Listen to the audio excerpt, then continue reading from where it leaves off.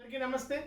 Seventh క్లాస్లో third chapter climate లేదా శీతోష్ణ స్థితి అనే పాఠ్యాంశాన్ని ఇచ్చాడు. ఇందులో ఏమేమి వచ్చాయనేది ఇందులో మనం నేర్చుకుందాం. ఇంతకీ క్లైమేట్ దీన్నే తెలుగులో మనం ఏమంటామంటే శీతోష్ణ స్థితి అని పిలుస్తాం. శీతోష్ణ స్థితి అని పిలుస్తాం. శీతోష్ణ స్థితికి లేక దీనికి పక్కన మరో పర్యాపదం వాతావరణం అంటాం. వాతావరణం, ఈ వాతావరణం ఇంగ్లీష్ ఏమంటామంటే వెదర్ అంట. అయితే ఇక్కడ శీతోష్ణ స్థితికి వాతావరణానికి తేడా ఏంటంటే, వాతావరణం అంటే అర్థం ఏంటి? ఒక నిర్ణీత సమయంలో, ఒక నిర్ణీత ప్రదేశంలో, ఒక నిర్ణీత సమయంలో, ఒక నిర్ణీత ప్రదేశంలో పవనాలు, ఉష్ణోగ్రత, అవపాతం, ఆర్ద్రత, పీడనాన్ని కొలిచేదాన్ని, వివరించేదాన్ని వాతావరణం అని పిలుస్తాం.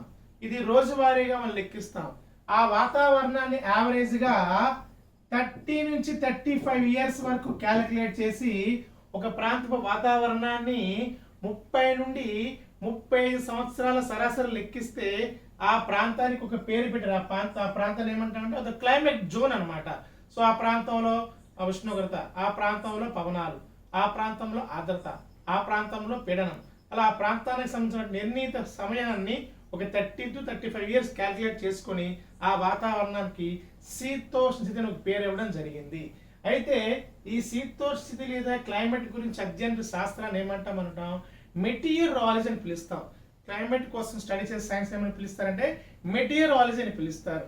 అయితే ఇక్కడ విషయం ఏంటంటే, మనం ఇందులో ఏం నేర్చుకోవాలంటే, ఫస్ట్ వన్ మనకి శీతోష్ణ స్థితి ఎట్లా ఇచ్చాడు అంటే, ఒకటిగా మనం ఇండియాని తీసుకుందాం. ఇండియాని మనం తీసుకుంటే ఫర్ ఎగ్జాంపుల్ ఇది హిమాలయ పరిసర ప్రాంతం. మన హిమాద్రి అని, హిమాచల్ అని, శివాలిక్ అని 3 రకాల పర్వత శ్రేణులు ఉన్నాయి. హిమాద్రి, హిమాచల్, శివాలిక్ 3 రకాల పర్వత శ్రేణులు ఉన్నాయి కదండి. ఈ హిమాద్రి, హిమాచల్, శివాలిక్ ఈ పరిసర ప్రాంతాన్ని మనం ఏమని పిలిచాడంటే ముఖ్యంగా ఆల్పైన్ క్లైమేట్ జోన్ అన్నాడు. ఆల్పైన్ క్లైమేట్ జోన్ అంటే ఏంటంటే, సింపుల్ గా చెప్పాలంటే 2500 మీటర్ల నుంచి 3000 మీటర్లు, సరాసరి 3000 మీటర్లు ఎత్తులో ఉండే వాతావరణ క్లైమేట్ జోన్కి ఏమని పేరు పెట్టారంటే ఆల్పైన్ జోన్ అని పిలుస్తాం అనమాట. ముఖ్యంగా హిమాచల్, హిమాద్రి పైన ఉన్నటువంటి ఆ క్లైమేట్ జోన్ అంతా కూడా మనకి ఆల్పైన్ జోన్లోకి వస్తుంది. ఎందుకు దీనికి ఆల్పైన్ జోన్ అని పేరు పెట్టారంటే, ఇలాంటి వాతావరణ పరిస్థితి ఐరోపా ఖండంలో ఆల్ప్ పర్వత ప్రాంతంలో మనకు కనిపిస్తుంది కాబట్టి ఆ ఆల్ప్ పర్వత ప్రాంతాలను పోలుస్తూ ఆల్పైన్ క్లైమేట్ జోన్ ఇవ్వడం జరిగింది. అయితే ఇక్కడ విషయం ఏంటంటే, ఇది ముఖ్యంగా ఈ ఆల్పైన్ క్లైమేట్ జోన్ అనేది ఎక్కడ కనిపిస్తుంది అంటే హిమాలయ పరిసర ప్రాంతాల్లో కనిపిస్తుంది ఈ ఆల్పైన్ జోన్. ఇక్కడ ఎట్లా ఉంటుందంటే చలి ఎక్కువగా ఉంటుంది, వర్షపాతం తక్కువగా ఉంటుంది, అట్లాగే మొక్కలు తక్కువగా ఉంటాయి, జీవజాలం కూడా, జీవ వైవిధ్యం కూడా తక్కువ. ఎందుకంటే అక్కడ -డిగ్రీల టెంపరేచర్ ఎక్కువగా ఉండడం వల్ల అక్కడ విపరీతమైనటువంటి చలి ఉంటుంది. కాబట్టి ఇది ఒక జోన్ గా మనం చెప్పవచ్చు. దాని కింద దిగువ హిమాలయ ప్రాంతాలు ఉన్నాయి కదా, శివాలిక్ పరిసర ప్రాంతం. ఈ శివాలిక్ పరిసర ప్రాంతాల్లో ఉన్నటువంటి క్లైమేట్ జోన్ ఏమంటామంటే మనం సమశీతోష్ణ మండలం అంటాం. సమశీతోష్ణ మండలం, దీని ఇంగ్లీష్ ఏమంటాం? Temperate climate zone. Temperate climate zone అంటారు. ఎక్కడ అంటే హిమాలయాల దక్షిణంగా ఉన్నటువంటి ఈ శివాలిక్ పరిసర ప్రాంత హిమాలయాలు మనం ఏమని పిలుస్తామంటే మనం సమశీతోష్ణ మండల ప్రాంతంగా పిలుస్తాం. ఇవి ఏవే ముఖ్యంగా వస్తాయి అంటే, మనకి జమ్మూ కాశ్మీర్ ప్రాంతం, ఏవైతే దక్షిణ ప్రాంతాలు ఉన్నాయో ఇవన్నీ కూడా మనకి సమశీతోష్ణ మండల ప్రాంతంలోకి రావడం జరుగుతుంది. సో ఒక టెంపరేచర్ ఎట్లా ఉంటుందంటే, వేడి ఎక్కువగా ఉండదు, అలాగని చలి ఎక్కువగా ఉండదు. సో ఎక్కువగా వేడి ఉండదు, ఎక్కువగా చలి ఉండదు. సో క్లైమేట్ అనేది వేడికి చలికి ఈక్వల్గా ఉంటుంది. పెద్ద వ్యత్యాసాలు ఉండవు అనమాట. టెంపరేచర్లో పెద్ద వ్యత్యాసాలు ఉండవు. శీతల ఉష్ణోగ్రతకు వ్యత్యాసం ఉండదు, అలాగే తీవ్రమైన ఉష్ణానికి వ్యత్యాసం ఉండదు. అందుకు దీన్ని సమశీతోష్ణ మండలం అంటాం. సో ఇది 2వ క్లైమేట్ జోన్. ఎక్కడ ఉంది దీన్ని చెప్పాలంటే ఆల్పైన్కి దక్షిణంగా మనకి శివాలిక్ పరిసర ప్రాంతాల్లో ఎటువంటి క్లైమేట్ మనం చూడవచ్చు. దాని తర్వాత ఉన్నటువంటి మరో క్లైమేట్ జోన్ ఏదంటే అది గంగా సింధు మైదాన ప్రాంత క్లైమేట్ జోన్. ఈ గంగా సింధు మైదాన ప్రాంత క్లైమేట్ జోన్ కి ఏమని పేరంటే సబ్ ట్రాపికల్, ఉప ఉష్ణ మండల ప్రాంతం అంటాం. సబ్ ట్రాపికల్ క్లైమేట్ జోన్ ఏదంటే గంగా సింధు మైదాన ప్రాంతాన్ని సబ్ ట్రాపికల్ లేదా ఉప ఉష్ణ మండల ప్రాంతం అని పిలుస్తాం. అంటే మరి ఉప ఉష్ణ మండల ప్రాంతం అంటే అక్కడ చలి పెద్దగా ఉండదు, కానీ వేడైతే కొద్దిగా ఎక్కువగా ఉంటుంది, మరి తీవ్రమైన వేడి ఉండదు. అందుకు దాన్ని ఏమని పిలిచామంటే సబ్ ట్రాపికల్ లేదా ఉపోష్ణమండల ప్రాంతం అంటాం. ఏ ప్రాంతాన్ని అంటే ఈ గంగా సింధు మైదాన పరిసర ఇండో గ్యాస్ట్రిక్ ప్లేన్ రీజియన్ ని మనం పిలవడం జరుగుతుంది. సో మొదటిగా హిమాలయాలు ఎత్తైన ప్రాంతాలని హిమాద్రి శ్రేణి పరిసర ప్రాంతాలు ఆల్పైన్ క్లైమేట్ జోన్ అన్నాము. దాని కింద దిగువ ఉన్న శివాలిక్ పరిసర ప్రాంతాన్ని మనం ఏమన్నామంటే సమశీతోష్ణ మండల ప్రాంతం అన్నాము. దాని దిగువ ఉన్నటువంటి గంగా సింధు మైదాన ప్రాంతాన్ని ఉప ఆయన రేఖ ప్రాంతం లేక ఇంగ్లీష్ లో సబ్ ట్రాపికల్ రీజన్ గా మనం చెప్తాం. ఇలా మనకి మూడు క్లైమేట్ జోన్స్. మరో క్లైమేట్ జోన్ ఏం చూపించాడంటే దాని పేరు థార్ డెజర్ట్. ఈ థార్ డెజర్ట్ ప్రాంతాన్ని మన పశ్చిమ ఎడారి ప్రాంతం అని పిలుస్తాం. థార్ డెజర్ట్ ఏమని పిలుస్తాం, మన శుష్క ప్రాంతం అని పిలుస్తాం. శుష్క ప్రాంతం అంటే ఏంటి, ఎక్కడైతే నీరు తక్కువగా లభిస్తుందో, చాలా తక్కువగా లభిస్తుందో, విపరీత ఉష్ణోగ్రతలు ఎక్కడైతే ఉంటాయో అలాంటి ప్రాంతాన్ని మనం శుష్క ప్రాంతం అంటాం. శుష్క ప్రాంతం ఇంగ్లీష్ ఏమంటాం, డ్రై రీజన్ అంటాం. డ్రై లేదా దీనికి మరో పేరు యారిడ్ అని పిలవచ్చు. యారిడ్ అని పిలవచ్చు. So arid zone. సో ఎడారి ప్రాంతం యారిడ్ జోన్ లోకి ఇదో క్లైమాటిక్ జోన్ గా మనం చెప్పవచ్చు. అట్లాగే దానికి దిగువన పశ్చిమ తీర ప్రాంతం. ఏదైతే ఈ పశ్చిమ తీర ప్రాంతం ఉందో, గుజరాత్ దాని కింద మహారాష్ట్ర దాని కింద గోవా, ఇలా ఈ పశ్చిమ తీర ప్రాంతాన్ని మనం ఎట్లా చెప్పాలంటే ఇది ఎక్కువగా ఈ ప్రాంతాల్లో విపరీతమైన వర్షాలు ఎక్కువ కురిస్తే పశ్చిమ తీర ప్రాంతంలో. సో మనకి ఈ పశ్చిమ తీర ప్రాంతాన్ని మనం ఏమని పిలుస్తామంటే పశ్చిమ తీర ప్రాంతాన్ని తేమతో కూడినటువంటి ఆయన రేఖ ప్రాంతం అంటారు. దీన్ని మాయిశ్చర్ సబ్ ట్రాపికల్ అంటాం. చాలా ఇంపార్టెంట్. దేన్ని తేమతో కూడిన ఉపాయన రేఖని పిలుస్తారంటే మనము పశ్చిమ తీర ప్రాంతాన్ని పిలుస్తుంది. ఎందుకంటే అక్కడ ఎక్కువ నీటి ఆవిరి లభిస్తుంది, ఎక్కువ మేఘాలు ఎక్కువ ఉంటాయి, ఎక్కువ వర్షపాతం కూడా ఎక్కువ ఏరియాలో పశ్చిమ తీర ప్రాంతంలో కురుస్తుంది. ఇది ఒక రీజన్ గా మనం చెప్పారు. తర్వాత ఈ మధ్యలో మరో ప్రాంతం చూపించాడు. దాని పేరే దక్కన పీఠభూమి ప్రాంతం. సో ఈ దక్కన పీఠభూమి ప్రాంతం యొక్క క్లైమేట్ జోన్ ఏదంటే దీన్ని ఇక్కడ సెమీ యారిడ్ అంటే ఉపశుష్క. శుష్క అంటే కంప్లీట్ డ్రై. అలా కాకుండా ఉపశుష్క అంటే కొద్దిగా డ్రై ఉంటుంది, కొద్దిగా తేమ కూడా కలిగి ఉంటుంది అనమాట. అలాంటి దాన్ని ఉపశుష్క ప్రాంతం అంటాము. దీన్ని ఇంగ్లీష్ లో సెమీ యారిడ్ జోన్ అంటాం. ఏది సెమీ యారిడ్ జోన్ అంటే దక్కన పీఠభూమి ప్రాంతాన్ని సెమీ యారిడ్ జోన్ అంటారు. మిగిలిపోయింది ఇంకా తూర్పు తీర ప్రాంతాలు. ఈ తూర్పు తీర ప్రాంతాలు ఒడిస్సా ఉంటుంది, ఆంధ్రప్రదేశ్ ఉంటుంది, తెలంగాణ ఉంటుంది, అట్లాగే తీర ప్రాంతం ఒరిస్సా ఉంటుంది, ఆంధ్రప్రదేశ్ ఉంటుంది, దానికి తోడు తమిళనాడు ఉంటుంది. వీటిలో తూర్పు తీర ప్రాంతాలు అంటారు. ఇవి ఏ ప్రాంతాల్లోకి వస్తాయి అంటే ఈ ఉష్ణమండల ప్రాంతాల్లోకి వస్తాయి. ఇవన్నీ ఎందులోకి వస్తాయి అంటే ఉష్ణమండల ప్రాంతాల్లోకి వస్తాయి. ఉష్ణమండలం ఇంగ్లీష్ ఏమంటాం అంటే ట్రాపికల్ అంటాం. సమశీతోష్ణ మండలాన్ని టెంపరేట్ జోన్ అంటాం అనమాట. అట్లాగే వర్షం పడకపోతే శుష్క ప్రాంతం దాన్ని ఇంగ్లీష్ ఏమంటాం యారిడ్ జోన్ అంటాం అనమాట. Arid zone. ఇక్కడ మరొకసారి గుర్తుపెట్టుకోండి, మనకి హిమాలయ పరిసర ప్రాంతాలు, ఎత్తైన హిమాలయ పరిసర ప్రాంతాలు ఆల్పైన్ క్లైమేట్ జోన్ లో ఉన్నాయి. దాని దిగువన శివాలిక్ పరిసర ప్రాంతాలు అనేవి సమశీతోష్ణ మండల జోన్ లో ఉన్నాయి. అట్లాగే పశ్చిమాన ఎడారి ప్రాంతం శుష్క ప్రాంతం, అంటే చాలా తక్కువగా వర్షం పడుతుంది కాబట్టి ఆ ఎడారి ప్రాంతం అనేది శుష్క ప్రాంతంగా ఇక్కడ చెప్పుకుంటున్నాం. పశ్చిమ తీర ప్రాంతాన్ని మనం తేమతో కూడిన ట్రాపికల్ ఏరియా, సో ఉష్ణమండలంగా పిలుస్తాం. అలాగే మధ్యలో ఉన్నటువంటి దక్కన పీఠభూమి ప్రాంతాన్ని మనం ఏమని పిలుస్తామంటే ఉపశుష్క ప్రాంతం. ఇది శుష్క ప్రాంతం, ఇది ఉపశుష్క ప్రాంతంగా పిలవడం జరుగుతుంది. అట్లాగే గంగా సింధు మైదాన ప్రాంతాన్ని ఉప ఆయన రేఖ, అంటే మరీ వేడి కాదు మరీ చలి కాదు, సో అది ఉప ఆయన రేఖ ప్రాంతంగా పిలుస్తాం. దీన్ని ఇంగ్లీష్ లో సబ్ ట్రాపికల్ అని పిలుస్తాం. సో లాస్ట్ వన్ తూర్పు తీరాన్ని ఉష్ణమండలం అంటే ట్రాపికల్ అంటారు. ఉష్ణమండలాన్ని ట్రాపికల్ అంటారు, ఉపోష్ణ మండలాన్ని సబ్ ట్రాపికల్ అంటారు. సో ఒక్కసారి మనం కొద్దిగా బ్రెయిన్ పెట్టి మరొకసారి మనం అలర్ట్ గా వాటిని మనం అబ్జర్వ్ చేసుకోవాలి. ఇది మనకి ఇప్పుడు చూపించడం జరిగింది ఈ 7th క్లాస్ లోనే. నెక్స్ట్ వన్ తర్వాత ఇంకేమన్నాడంటే కొన్ని ఈ శీతోష్ణ క్లైమేట్ ని, ఈ క్లైమేట్ జోన్ ని ఇన్ఫ్లుయెన్స్ చేసే ముఖ్యమైన కారకాలు ఏవి అన్నాడు. క్లైమేట్ జోన్ ఇన్ఫ్లుయెన్స్ చేసే ముఖ్యమైన కారకాలు ఏంటి అంటే ఒకటి ఎత్తు, దీన్ని మనం ఇంగ్లీష్లో ఏమంటాం ఆల్టిట్యూడ్ అంటాం. రెండవది అక్షాంశం, లాటిట్యూడ్ అక్షాంశం. మూడవది సముద్రం నుండి భూమికి మధ్య దూరం, సముద్రం నుండి భూమికి మధ్య దూరం.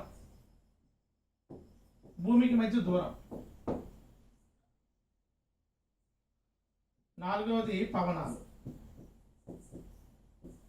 సో ఇవి ముఖ్యంగా ఒక క్లైమేట్ ని ప్రభావితం చేసే ముఖ్యమైన అంశాలు ఏవి అంటే మనం ఈ 4 చెప్పుకుంటాం. ఒకటి ఎత్తు, 2 అక్షాంశాలు, 3 సముద్రం నుండి భూమికి మధ్య దూరము, అట్లాగే పవనాలు. ఇందులో ఇంకోటి తీసుకుంటే స్థలాకృతి. దీన్ని ఇంగ్లీష్ ఏమంటాం అంటే టోపోగ్రఫీ అని పిలుస్తాం, స్థలాకృతి. ఇప్పుడు ఒక్కొక్కటి తీసుకుందాం. ఒకటి ఎత్తు. ఎత్తు అంటే అర్థం ఏంటంటే సింపుల్ గా మనందరూ తెలిసిందే, ఉపరితలం నుండి పైకి పోవు కొలది ఉష్ణోగ్రత ఏమవుతుందంటే తగ్గుతుంది. ఉపరితలం నుంచి పైకి పోవు కొలది ఉష్ణోగ్రత తగ్గుతుంది. అందుకే ఎత్తైన ప్రాంతాలు చల్లగా ఉంటాయి. మనకు కొన్ని ఎగ్జాంపుల్స్ ఇచ్చాడు. అదేంటంటే ఒకటి మనకి మున్నార్ అన్నాడు. మున్నార్ అని పేరు పెట్టి పిలిచాడు. మున్నార్ అనే ప్రముఖమైన వేసవిపడిత ప్రాంతం చల్లగా ఉంటుంది. అది కేరళలో ఉంది. మున్నార్ అనేది కేరళలో ఉంది. అట్లాగే షిమ్లా మనందరికీ తెలుసు. షిమ్లా ఎక్కడ ఉందంటే హిమాచల్ ప్రదేశ్ లో ఉంది. అట్లాగే డార్జిలింగ్ అనే ప్రముఖ వేసవిపడిత కేంద్రం ఎక్కడ ఉందంటే వెస్ట్ బెంగాల్లో ఉంది. అలాగే మున్నారు, షిమ్లా, డార్జిలింగ్. అలాగే తేని అనే ప్రాంతం ఉంది. ఈ తేని అనే ప్రాంతము మనకి తమిళనాడులో ఉన్న ప్రముఖమైనటువంటి వేసవిపడిత కేంద్రం. సో ఈ తేని అనే ప్రాంతం తమిళనాడులో ఉన్నటువంటి ఒక వేసవిపడిత ప్రాంతంగా మనం పిలవచ్చు. ఇది మనకి తమిళనాడులో ఉంది. అలాగే మన్నార్ తమిళనాడులో ఉంది. అట్లాగే ఉదగమండలం, మన్నార్ అనేది కేరళలో ఉంది. ఉదగమండలం అంట మనందరూ తెలిసింది. ఉదగమండలానికి మరో పేరు ఊటీ. ఇది కూడా తమిళనాడులోనే ఉంది. సో అలాగే మన ముందు విన్నాం నైనిటాలు, ముస్సోరి, డెహ్రాడూను ఇవన్నీ కూడా ఉత్తరాంచల్లో ఉన్నాయి. సో వీళ్ళకి ఏం చేసంటే ఎత్తులో ఉన్నటువంటి ప్రాంతాలు చల్లగా ఉంటాయి. అందుకే ఎత్తులో ఉన్న ప్రాంతాలకు ఎక్కువగా టూరిస్టులు వెళ్తారు. ఇవి పర్యాటకంగా చాలా ఉపయోగం అని చెప్పేసి మనకి ఎత్తుల గురించి చూపించాడు. ఎందుకు ఎత్తైన ప్రాంతాలు చల్లగా ఉంటాయంటే ఎత్తైన ప్రాంతాల్లో గాలి సాంద్రత తక్కువగా ఉంటుంది. గాలి వేగంగా వ్యాకోచిస్తుంది. దీంతో వేగంగా వాతావరణం చల్లబడిపోతుంది. అక్కడ మంచు లాంటి కురవడం ఎక్కువ జరుగుతుంది. కాబట్టి ఎత్తైన ప్రాంతాలు చల్లగా ఉంటాయి. ఇక్కడ మనం అర్థం చేసుకోవాలి. ఇది ఒక ఆప్షన్. రెండవది అక్షాంశాలు. ఏంటి అక్షాంశాలు? రెండవది అక్షాంశం. మొదటిది ఎత్తు, రెండవది అక్షాంశం. మనందరికీ తెలుసు, ఇది భూమి అనుకుందాం, ఇది భూమధ్య రేఖ అనుకుందాం. భూమధ్య రేఖ నుండి ఇలా మనం ధ్రువాల వైపు పోవుకొలది ఉష్ణోగ్రతలు తగ్గుతాయి. అలాగే ధ్రువాల వద్ద నుండి భూమధ్య రేఖ వచ్చిన కొలది ఉష్ణోగ్రతలు పెరుగుతాయి. సో ఇది 0 degrees, ఇది 90 degrees. సో తక్కువ అక్షాంశాల నుంచి ఎక్కువ అక్షాంశాలు, దీన్ని ఇంకోలా అనొచ్చు, లో లాటిట్యూడ్ నుంచి హై లాటిట్యూడ్ వైపు వెళ్ళిపోతే ఉష్ణోగ్రతలు ఏమవుతాయి అంటాడు. లో లాటిట్యూడ్ నుంచి హై లాటిట్యూడ్ వైపు వెళ్ళే కొలది ఉష్ణోగ్రతలు ఏమవుతాయి అంటే తగ్గిపోతాయి. మళ్ళీ అలాగే హై లాటిట్యూడ్ నుండి లో లాటిట్యూడ్ వైపు వచ్చినప్పుడు మన ఉష్ణోగ్రతలు పెరుగుతాయి. సో ఇక్కడ అక్షాంశాలు బట్టి కూడా మనకు ఉష్ణోగ్రతలను ప్రభావితం చేస్తుందని ఇక్కడ ఎగ్జాంపుల్ కూడా ఇవ్వడం జరిగింది. అట్లాగే భూమధ్య రేఖ ప్రాంతంలో సూర్యకిరణాలు నెట్టు నిలువుగా పడతాయి. నెట్టిలోకి పడేటప్పుడు ఏమవుతుంది, అక్కడ తక్కువ ప్రదేశాలను ఆక్రమిస్తుంది, ఎక్కువ వేడినిస్తుంది. సో భూమధ్య రేఖల ప్రాంతాల్లో తక్కువ ప్రదేశాన్ని కాంతి ఆక్రమించి ఎక్కువ వేడినిస్తుంది. కానీ ధ్రువాల వద్దకు వచ్చేసరికి సూర్యకిరణాలు ఇలా ఏటవాలుగా ఎక్కువ దూరం ప్రయాణం చేయాలి.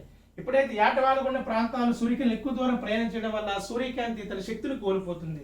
ఎప్పుడైతే సూర్యకాంతి తన శక్తులు కోల్పోతుంది ఎక్కువ దూరం ప్రయాణం చేయడం వల్ల, ఎందుకు ఎక్కువ దూరం ప్రయాణం చేస్తుంది, వాల్ ఎక్కువగా ఉంది కాబట్టి దూరం ఎక్కువగా జరుగుతుంది.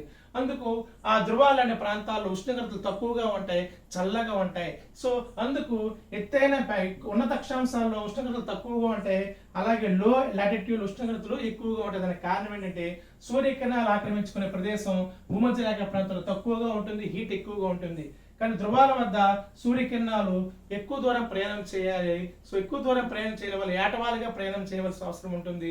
పైగా అందుకు తన శక్తులు కోల్పోయి తక్కువ ఉష్ణోగ్రతలు అనేవి మనకి ధ్రువాల వద్ద వస్తాయి. కాబట్టి ఇది ఒక అక్షాంశంలో భాగంగా మనం ఇది కూడా మన వాతావరణాన్ని లేదా క్లైమేట్ ని ఇన్ఫ్లుయెన్స్ చేస్తున్న ఎగ్జాంపుల్ మనకి ఇచ్చాడు. అట్లాగే మూడవది సముద్ర తీర ప్రాంతం లేదా సముద్రం నుండి భూమికి మధ్య దూరం. ఇది సింపుల్. ఇది భూమి అనుకుందాం, ఇది సముద్రం అనుకుందాం. ఇది భూమి, ఇది సముద్రం. ఇది సమ్మర్ సీజన్ అనుకుందాం. సమ్మర్ సీజన్ లో సుమారుగా భూమి ఒక 40 degrees టెంపరేచర్ వేడెక్కింది. అదే సమయంలో ఒక 24 degrees టెంపరేచర్ వేడెక్కింది. ఏది? సముద్రం. సో ఉదయం 8 గంటల నుంచి సాయంత్రం 6 వరకు ఈ టెంపరేచర్ నమోదు చేసుకుంది. ఇప్పుడు సాయంత్రం అవగానే ఏమైంది, ఈ 40 కాస్త సుమారు ఒక 20కి వచ్చి అంటే భూమి వేగంగా వేడెక్కి వేగంగా చల్లబడిపోతుంది. కానీ ఈ యొక్క సముద్రం 24 degrees నుంచి మహా అయితే ఒక 20 degrees 4 degrees అది తగ్గించుకుంటాం. మొత్తం 24 సగం 10కి వచ్చేది, 12కి వచ్చేది. ఎందుకంటే సముద్రం నెమ్మదిగా వేడెక్కి నెమ్మదిగా చల్లారుతుంది. దేంతో పోలిస్తే? భూమితో పోలిస్తే. ఇక్కడ ఎప్పుడైతే 20 డిగ్రీల టెంపరేచర్ ఇక్కడ వచ్చిందో ఇక్కడతో పోలిస్తే ఇంకా టెంపరేచర్ అనేది ఇంకా నెమ్మదిగా తగ్గుతుంది. కాబట్టి అందుకు అప్పుడు సముద్రం మీద నుంచి గాలి అనేది మనకి భూమి మీదకి వచ్చేసరికి ఇది వేడిగా ఉంటుంది, చల్లగా ఉంటుంది సముద్రపు గాలి. ఎందుకంటే వేగంగా వేడికి వేగంగా చల్లారిపోతుంది. కానీ భూమి అలా కాదు కదా, నెమ్మదిగా వేడెక్కి నెమ్మదిగా చల్లారుతుంది. కాబట్టి అందుకు ఈ భూమితో పోలిస్తే సముద్రపు నీరు మీద వచ్చే గాలులు చాలా చల్లగా ఉంటాయి. అందుకు వేసవికాలంలో బీచ్ కొట్టు ఉన్న వ్యక్తులకు చల్లని వాతావరణాన్ని ఇక్కడ మనం ఆస్వాదించవచ్చు. ఇది ఒక అంశంగా మనం చెప్తారు. నెక్స్ట్ వన్,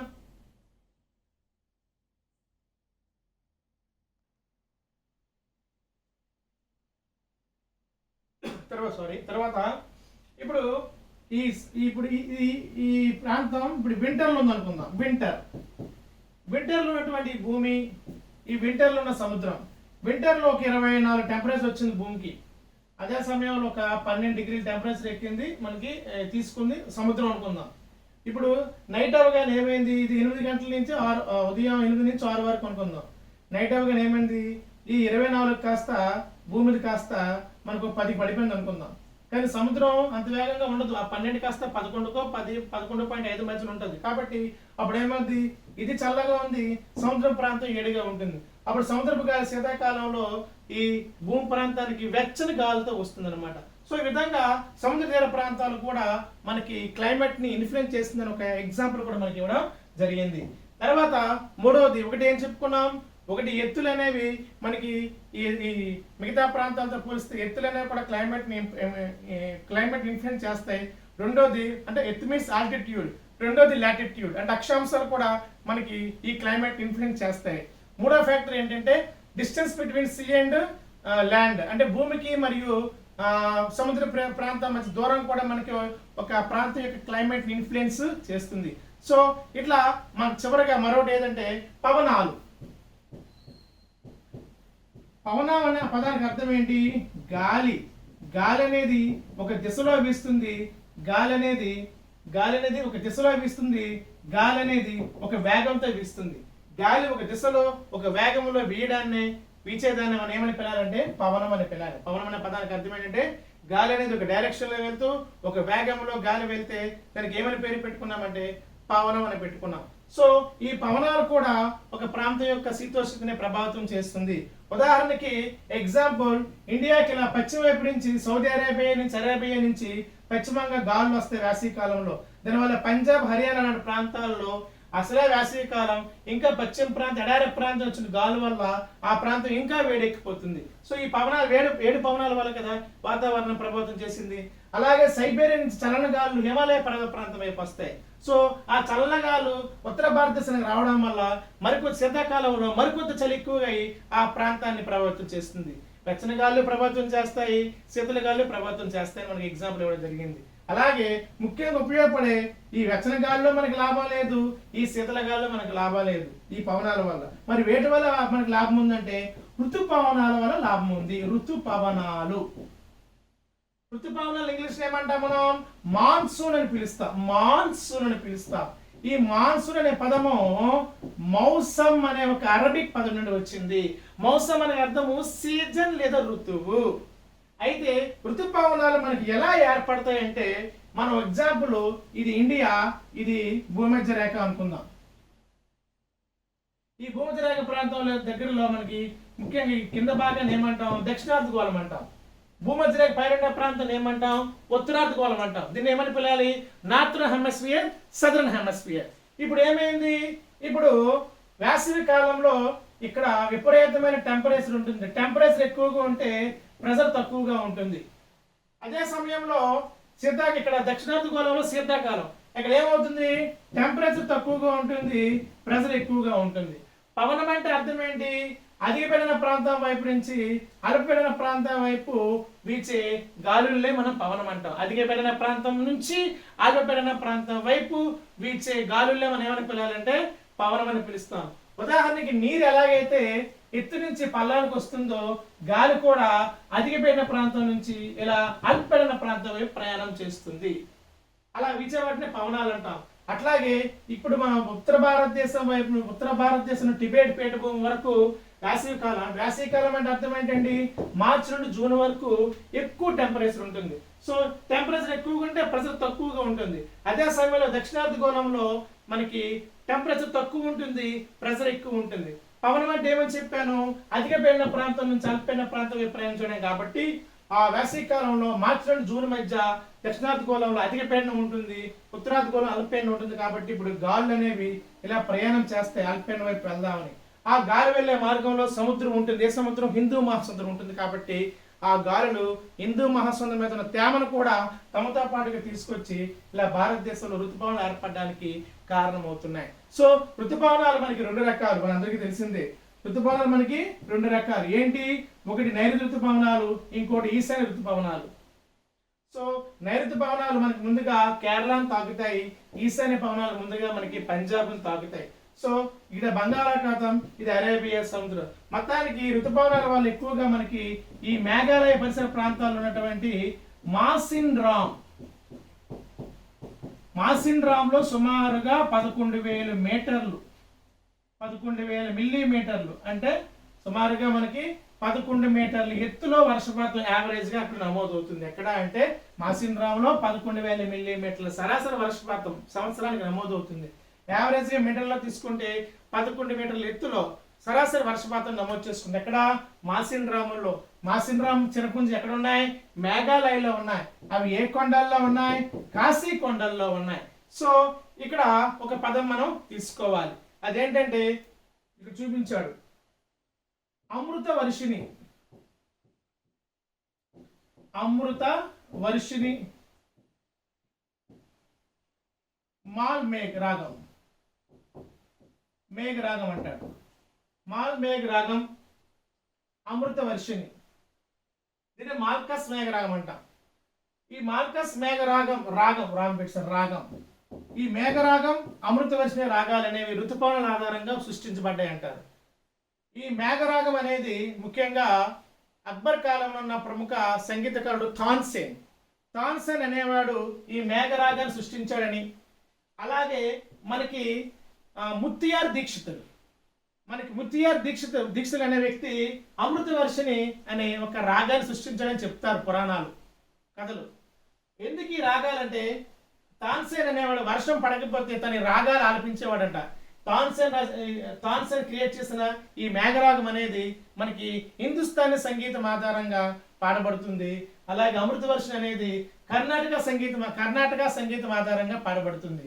ఈ అమృత వర్షిణి అనేది మనకి ముత్తియార్ దీక్షితర్ అనేవాడు మన దాన్ని కనుగొన్నాడు, తమిళనాడు చెందిన వ్యక్తి. ఈ మేఘరాగం అనేది తాన్సేన్ అనేవాడు కనుగొన్నారని చెప్తారు. ఈ రెండు కథల ముఖ్య సారాంశం ఏంటంటే వీళ్ళు వర్షం పడినప్పుడు ఈ రాగం ఆలపిస్తే వర్షాలు పడేవని, సో ఈ రాగాలు అనేవి రుతుపవనాల ఆధారంగా జన్మించాయని, సో అందుకు మన టెక్స్ట్ బుక్ లో కూడా మేఘరాగం, అమృత వర్షిణి రాగాన్ని కూడా మనకి ఇవ్వడం జరిగింది. ఇది ఒక కాన్సెప్ట్ మన టేబుల్లో చూపించాడు. రెండవది, ఇంతకీ ఋతుపవనాల వల్ల వర్షం ఎందుకు ఎక్కువగా మాసిన్ రామ్ లోనే ఎక్కువ వర్షపాతం ఎందుకు కురుస్తుంది అనే ఎగ్జాంపుల్ తీసుకుంటే అంట, మనకి ఇక్కడ బంగాళాఖాతం ఉంది, బే ఆఫ్ బెంగాల్. ఇక్కడ మేఘాలయ రాష్ట్రం, ఈ పరిసర ప్రాంతాల్లో మేఘాలయ ఉంటుంది. సో ఇది సముద్రానికి దగ్గరగా ఉండడం వల్ల, సో సముద్ర పవనాలు అనే మేఘాలయ గుండా ప్రయాణం చేస్తూ ఇక్కడ ఈ కాశీ కొండలు తాకుతాయి మేఘాలు. కాశీ కొండలు ఎట్లా ఉంటాయి అంటే మేఘాలు ఆ కాశీ కొండలు దాటుకొని వెళ్ళలేవు, అంత ఎత్తులో ఉంటాయి. దీంతో ఆ మేఘాలు అనేవి ఆ కాశీ కొండలను గుద్దుకుని అవి పైకి లేచి చల్లబడి విపరీతమైన వర్షాన్ని మనకి మాసిన్ రామ్ చిరపుంజిలో కురుస్తాయి. దీనికి ప్రధాన కారణం ఒకటి, ఈ మేఘాలయ దగ్గరగా బంగాళాఖాతం ఉండడం, బంగాళాఖాతంలో తేమతో కూడిన ఎక్కువ పవనాలు అనేవి అలా మేఘాలయ వైపు ప్రయాణం చేసినప్పుడు కాశీ కొండలు అనేవి మేఘాలయలు అడ్డుకోవడం, ఆ అడ్డుకున్న కొండలు పైకి పోయినటువంటి ఆ మేఘాలు మళ్ళీ వర్షంగా విపరీతం కురవడానికి ఎక్కువ అవకాశం ఉంది. కాబట్టి అందుకు మనకి మాసిన్ రామ్ చిరపుంజి లాంటి ప్రాంతాల మేఘాలయలో వర్షం ఎక్కువ కురవడానికి ప్రధానమైన కారణాలుగా మనం ఇది ఇక్కడ చెప్పుకోవచ్చు. సో ఇది ఒక అంశంగా మనకి ఇవ్వడం జరిగింది. తర్వాత చివరిగా స్థలాకృతి అన్నాడు. స్థలాకృతి ఇంగ్లీష్ ఏమంటారు? టోపోగ్రఫీ. స్థలాకృతి ఏంటి? స్థలాకృతి అంటే అర్థము ప్రధాన భూస్వరూపాలు ఏంటి? పర్వతాలు, పీఠభూములు, మైదానాలు ప్రధాన భూస్వరూపాలు అంటారు. సో ఆ భూస్వరూపాలను మనం స్థలాకృతి అంటాం. ఒక్కోసారి పర్వతాలు, పీఠభూములు, మైదానాలు కూడా ఒక ప్రదేశం యొక్క క్లైమేట్ ని ఇన్ఫ్లుయెన్స్ చేస్తుంది. మనకి ఏమన్నారు తెలుసు, ఇక్కడ హిమాలయాల్లో ఉన్నటువంటి హిందూకుష్ పర్వతాలు, సారీ హిందూకుష్ కాదు, కారాకోరం పర్వతాలు, కారాకోరం. ఈ కారాకోరం పర్వతాలు అనేవి విదేశీ దాడుల నుండి సంరక్షణగా ఉన్నాయని, విదేశాల నుంచి వచ్చే చల్లని గాలులను కారాకోరం కొండలు అడ్డుకుంటున్నాయని, ఆ చల్లని గాలు అడ్డుకోవడం వల్లే విపరీతమైన చలి లేకుండా కొంతవరకు హిమాలయాలు సంరక్షిస్తున్నాయని మనకి ఎగ్జాంపుల్ ఇచ్చాడు.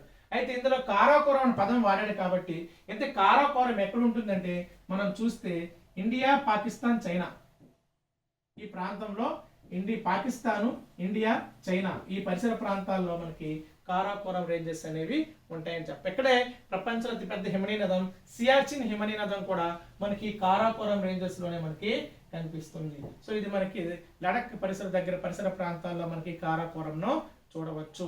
ఇది మనకి క్లైమేట్ ని ప్రభావితం చేసే ముఖ్యమైన అంశాల్లో ఇది మనకి చూపించాడు. మరొకసారి క్లైమేట్ ఇన్ఫ్లుయెన్స్ చేసే అంశాల్లో ఒకటి ఎత్తు అంటే ఆల్టిట్యూడ్, 2 అక్షాంశాలు అంటే లాటిట్యూడ్, 3 సముద్రపు సామీప్యత, అట్లాగే 4 పవనాలు, అట్లాగే చివరికి 5వది స్థలాకృతి లేదా టోపోగ్రఫీ. సో ఇవన్నీ కూడా క్లైమేట్ ని ప్రభావితం చేసే ముఖ్యమైన అంశాలు ఇవ్వడం జరిగింది. సో ఇది తర్వాత మనం రెండో పార్ట్ లో, మరో వీడియోలో ఈ లెసన్ మరో పార్ట్ మనం వివరించుకుందాం. ధన్యవాదాలు.